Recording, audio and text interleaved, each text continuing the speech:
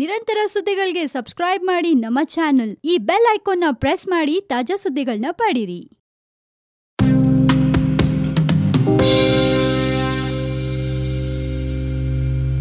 One India Kannada YouTube ಚಾನಲ್ಗೆ ಸ್ವಾಗತ. ನಾನು ಸಂದೀಪ್. ಹಳೆ ನೋಟುಗಳಿಗೆ ಮತ್ತೊಂದು ಅವಕಾಶ ನೀಡುತ್ತಾ ಸುಪ್ರೀಂ ಕೋರ್ಟ್.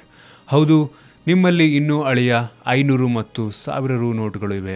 ಅಯ್ಯೋ, ಇನ್ನೊಂದು ಸಲ ಏನಾದರೂ ಬದಲಾವಣೆ ಮಾಡಿಸಿಕೊಳ್ಳಲು ಅವಕಾಶ ಸಿಕ್ಕರೆ ಹೀಗೆ ಎಂಬ ಆಲೋಚನೆ ಬರಬಹುದು. ಹೌದು, ಹಳೆಯ 500 ರು ಹಾಗೂ 1000 ರು ನೋಟುಗಳನ್ನು ಪ್ರಮುಖ ಕಾರಣಗಳಿಂದಾಗಿ ಜಮೆ ಮಾಡಲಾಗದೇ ಇರುವಂಥವರು ಮತ್ತೊಂದು ಅವಕಾಶ ನೀಡಲು ಸಾಧ್ಯವೇ ಎಂದು ಸುಪ್ರೀಂ ಕೋರ್ಟ್ ಕೇಂದ್ರ ಸರ್ಕಾರವನ್ನು ಕೇಳಿರುವಂಥದ್ದು. ಜೊತೆಗೆ ಜುಲೈ 15ರೊಳಗೆ ಈ ಬಗ್ಗೆ ಉತ್ತರಿಸುವಂತೆ ಸೂಚನೆ ಕೂಡ ನೀಡಿರುವಂಥದ್ದು.